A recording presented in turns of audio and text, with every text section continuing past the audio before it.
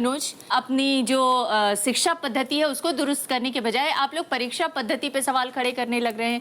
तो बड़े मामले का तात्कालिक हल निकालने की कोशिश है और उस तात्कालिक हल से जो है पॉलिटिसाइज हो जाता है पूरा मामला। एक तो मैं सबसे पहले जैसे आप त्यागी जी के पास गए तो सर ने कहा देखो पॉलिटिक्स शुरू हो गई। इस पे मुझे सख्त एतराज़ है।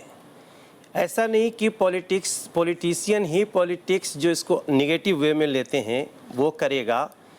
ये नॉन पॉलिटिशियन भी बड़ी बड़ी पॉलिटिक्स निगेटिव कर लेते हैं। तो इस पे मेरा सख्त एतराज़ है कि ऐसे नहीं होना चाहिए। सुनिए पहले क्या हो रहा है।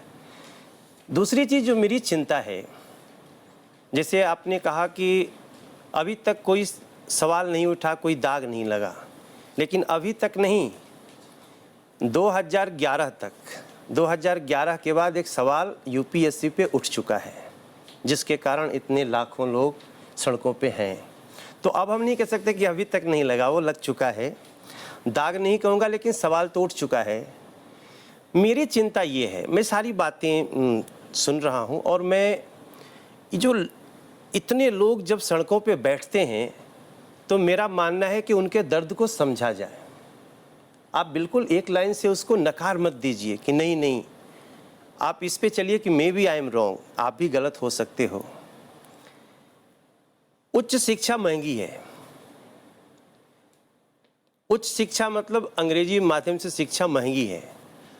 बहुत देश का एक बड़ा तबका उसको नहीं अर्जित कर पाता है।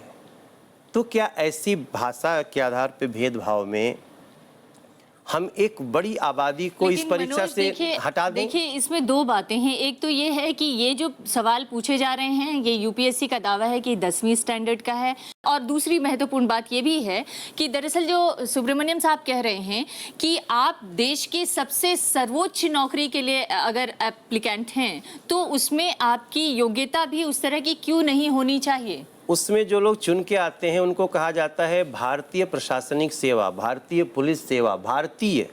अगर आप भारतीय की बात करते हो तो ये क्यों सोचते हो कि बहुत हाई लेवल लोग ही उसको चला सकते हैं? भारत को समझने वाले लोग गांव में भी हो सकते हैं, देहात में हो सकते हैं।